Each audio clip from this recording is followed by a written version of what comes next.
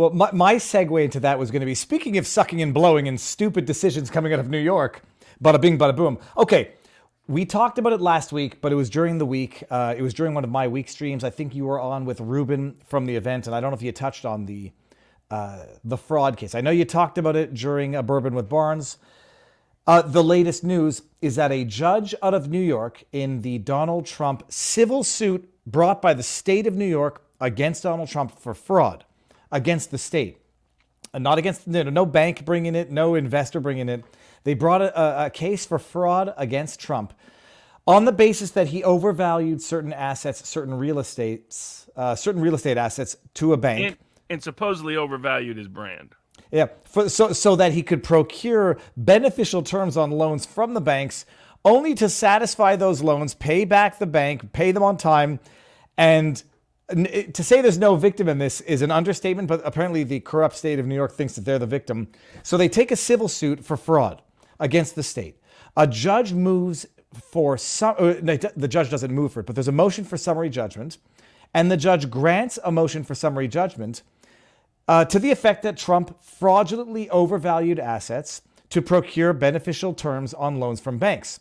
The issue about a summary judgment, as far as I understand, Robert, you'll correct me if I'm wrong, I'm a Quebec schnook, is that there have to be agreed upon facts, which there weren't in the context of this motion for summary judgment, but the judge stipulated one of the agreed upon facts was that Mar-A-Lago is worth $18 million. Now, as we went fishing yesterday and we're driving down the canal, one of those inlets, or what are they called? The intercoastal. We're looking at properties, and I'm like, Marion, Google it on MLS to see how much that sells for. You know, they weren't $18 million, but they were $3 million for little bungalows on the intercoastal, not for 23 acres on Mar-A-Lago on the ocean. The judge, in his judgment, came to the conclusion it was an agreed upon fact between the parties when it was absolutely contested, and by implausible, that 20-acre Mar-A-Lago with however many thousands of feet of beachfront is worth $18 million. To say that Trump is guilty of fraud. Take it from there, explain the scope, breadth, and consequences of this decision for Trump's businesses in New York and outside of New York, and what the chances are on appeal, and how patently absurd this decision is. I mean, really, it's these dangerous state laws that linger on the books that give the state the right to bring suit without any finding that the state itself has ever been defrauded. I mean, it shows you what a joke standing doctrine is. You know, they don't allow the vaccine injured to sue because somehow they don't have standing. But the not just the immunity laws. We challenge the FDA. Oh, no, you don't have standing. But if you've not been defrauded a penny, nickel, dime, or dollar, you have no complaining victim, the state has lost no money. In fact, the state has gained money. Then you get to sue and destroy someone's business. So there were two aspects that were absurd about this. The other aspect is they didn't just sue the Trump organization. They sued Trump and his kids. I mean, his kids had nothing to do with this. Eric Trump is part of this judgment. I mean, Donald Trump Jr. is part of it. It's utter, and they knew that the kids had nothing to do with it. It's pure retaliation. As Carl Benjamin said, former Sargon of Akkad from the social media part of the Lotus Eaters podcast, when he was on Tim Pool, he's like, you don't have a country anymore. You're fighting over what the scraps are going to be. But when you have the open, overt weaponization, where you're locking up your political opponents, where you're locking up the leading presidential candidate, or trying to, and you're destroying his business based literally on nothing at all, then you don't have a country. You don't have a rule of law at all. So this corrupt political hack of a judge who shouldn't have presided over the case to begin with. The case should have been transferred to the commercial division. He refused because he's a rogue partisan hack. And there's a lot of corrupt judges in New York. Probably per capita, the king of corrupt judges in America is New York. A pretty close second is the District of Columbia. If you wonder why the prosecutors are so corrupt in both jurisdictions, look at, you read Billy Walters' book, The Gambler, about his experience with the Southern District of New York. He said he underestimated just how corrupt they were. He dealt with corrupt government officials his whole life, but he said nothing like what you see in the Southern District of New York because the judges are in on it in New York. The judges are in on it in the District of Columbia. So that the case has no grounds whatsoever, no legal factual grounds whatsoever. The problem is a statute that even exists that allows the state of New York to just go steal people's business whenever they feel like it and just say, we feel we've been defrauded, even if you haven't been defrauded. Can't prove a penny, nickel, dime, or dollar fraud. Ever happened. The idea that a bunch of the world's most sophisticated banks lent money without knowing what the value of the Trump brand is utterly preposterous. Just That let by me. itself, they could not have been defrauded. They never claimed to have been defrauded. No, not an attempt to defraud, not an existence of defraud, because they will have had their own. These were massive deals. That's They would have had their own independent appraisers, their that's own independent brand assessors. here, Robert. Oh, okay. This is what I was going to bring this up as you're saying it. Panther AI says if you can find. Oh, sorry, no, it's ignotum.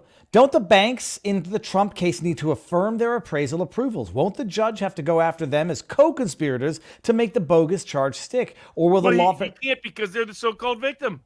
So you can't allege the victim is in on it. So I mean, that's why it's levels of absurdity that all of these cases are. What we're seeing is how dangerous the legal system is when it's weaponized by people for political and partisan objectives. And the question is the Supreme Court going to be asleep while the country collapses? Or is it at some point going to wake up and step in?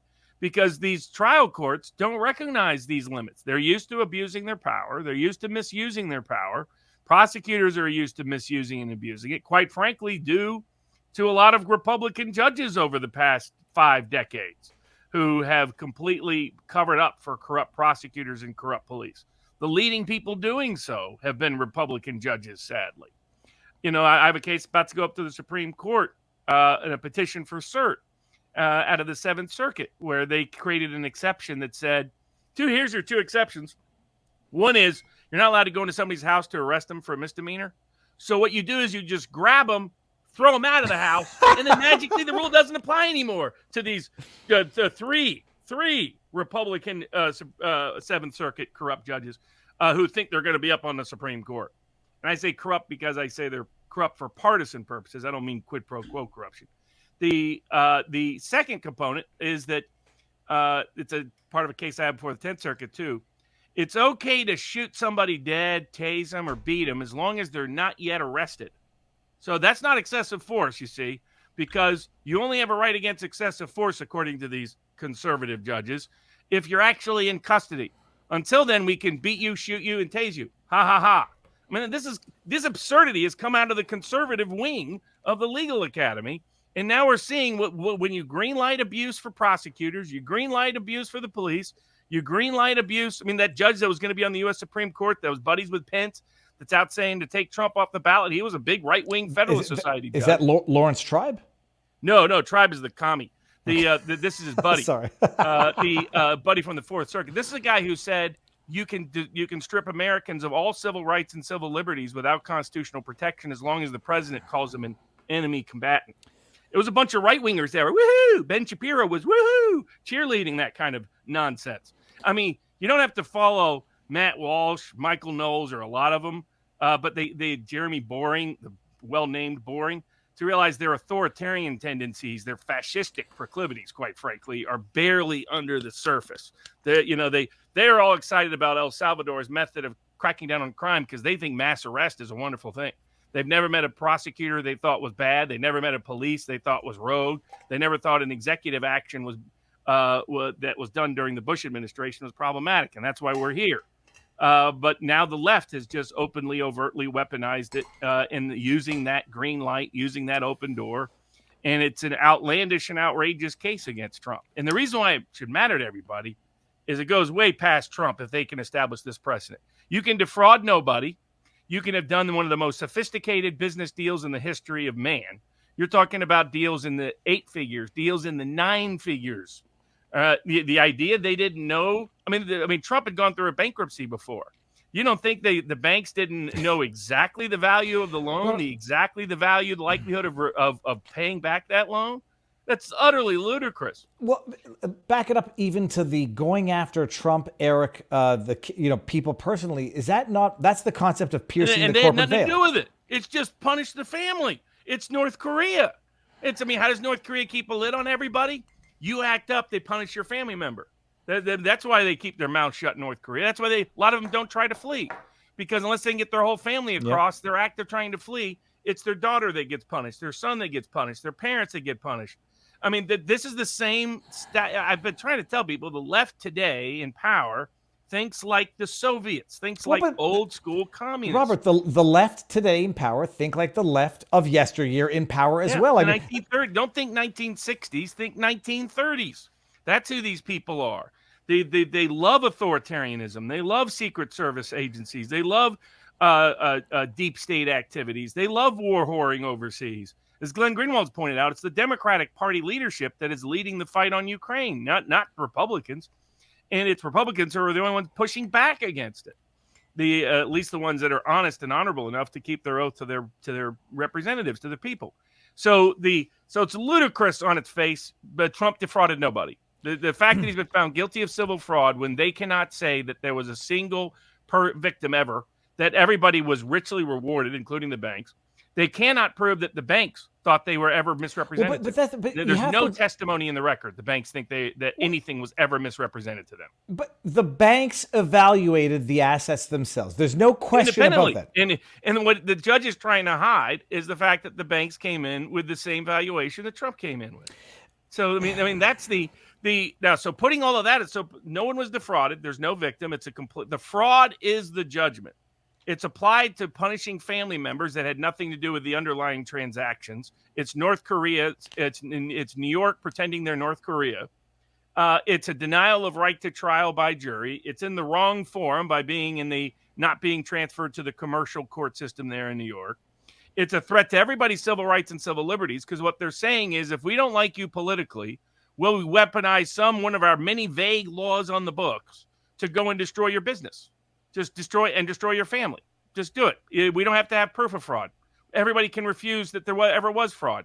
Everybody can agree that, in fact, the person was fully paid back, that there couldn't be fraud, literally couldn't be fraud, couldn't be an attempt on fraud, because it was independently verified by both parties who were sophisticated to the transaction. That it's utterly ludicrous. Like, everybody recognizes the bank couldn't sue, and the bank has never said that it wanted to sue or thought it could sue. So how can the state bring suit when they were enriched by tax dollars by the deals and transactions that got done? These were two questions I had, and I want to ask them knowing that the person can answer them. If you overvalue a property, fraudulently overvalue the property, are you still not paying property taxes on the overvalued, or business taxes? Are the taxes... Well, because usually it's done for different purposes. So one of the things the judge did here, the thing that was made an easy mockery, and some of the people were covering up for him, saying, well, he didn't specifically find this was the value. Yes, he did. He had to, for the purposes of saying there was material fraud. So you got members of the media and legal communities just lying to cover for this judge. What the judge did is he looked at the property appraised value is done on an entirely different standard. It varies entirely by city, county, and state, and often has no correlation to the market value of a property for credit purposes. And you can debate it, and whether that's good policy or bad policy by cities and counties and states to have. But by the way, they profit from it when the government comes in and takes your property. Government comes in and takes your property. They argue, oh, no, it's the lowest possible value that's equal to the appraised value, not the value you could actually get on the open market for it. So, if you deal with eminent domain litigation, you deal with this all the time. So is the government always defrauding people then, according to this definition? Don't wait for the state of New York to make that claim anytime soon. But the one that the Trump people wisely emphasized, because it symbolically signified the utter absurdity of the judge's actions, is that he used the low-end real estate tax appraised value of Mar-A-Lago, which has nothing to do with its market value for credit or sale purposes, because the two don't use the same standard, which this judge lies about, hides that fact. He lies by omission. And said Mar-A-Lago was worth $18 million. And the reason why everybody, even the real estate market, was like, that's one of the most absurd statements we've ever heard. They don't realize judges lie every single day in America. Probably nobody lies more in office than judges do. They have to get to the conclusion they want to get to. So they mostly lie by omission, but there's plenty of times they lie by commission. And in this instance, properties next to Mar-A-Lago, you can do an easy Google search. Rush Limbaugh lived nearby, other properties that did not have the same acreage, properties that weren't on the ocean, properties that didn't have both ocean and intercoastal waterway access, properties that did not have a brand associated with it that has sold well in the service and real estate industry for almost half a century, nor a product that is affiliated with a known existing popular resort and public figure that are valued at 100 million or more.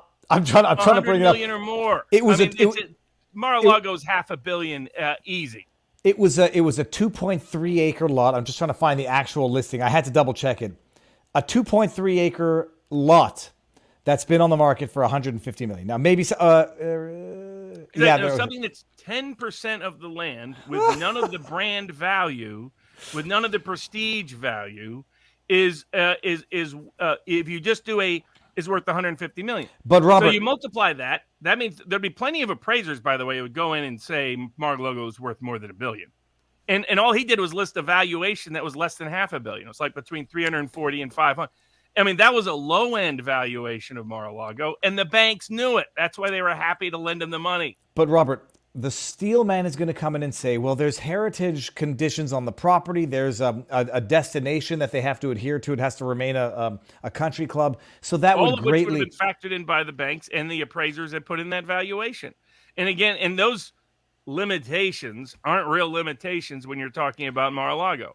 Because its real value in terms of its brand, in terms of its some of those heritage deals are generally boosters of value rather than reducers of value. And let me just maybe have an original thought that might be wildly intelligent. Robert, even if the argument is that he overvalued them to get better terms on the loan. So let's just say he says, okay, if I overvalue them to $500 million, I'll pay 3% interest as opposed to 5% interest on a $100 million loan. I'm no mathematician, but that doesn't make any sense if you could say, give me a smaller loan and I'll pay higher interest, but it's going to be lower aggregate than if I overvalue it and pay a better interest rate on $500 million. And the idea that a bank, some of the most sophisticated banks in the world, had any disagreement with them and thought they were is just nuts. And that's the lie that the Attorney General, this is a proceeding that never should have been allowed to proceed because this Attorney General got elected promising to target Trump before she knew anything about him. Letitia James. Selective prosecution in violation of the First Amendment. But because the federal courts refused to step in New York, refused to step in Florida, that's why we're here. We have courts that are asleep at the wheel. They're watching the country burn in live time because they're not because they don't understand what's happening. And that's what happens with corrupt elites when you combine incompetence with them. I often say stupid people okay, criminals okay. You combine the two and give them power, you're in trouble. And that's what we have. We have stupid criminals in positions of power, and they're being enabled and facilitated by a cowardly court system that refuses to step up to the breach and do its duty. And I hope the Supreme Court at some point steps in. Now, this judgment, unlikely to be executed anytime soon. There's appeals. You can appeal all the way up to the Supreme Court. It's not executable against most of his assets because they're no longer domiciled in the state of New York. But what this also is, if you're in real estate, get out of New York. Get out of California. If you can, do not get out of Illinois. Do not stay in these states, folks. If they can target Trump and take away everything from him, they will do it to you whenever somebody gets sideways with you. Get out of there. I understand some people literally can't. If you literally can't, I get it. Anybody else, get out. Get out and get out now. That's the message from New York.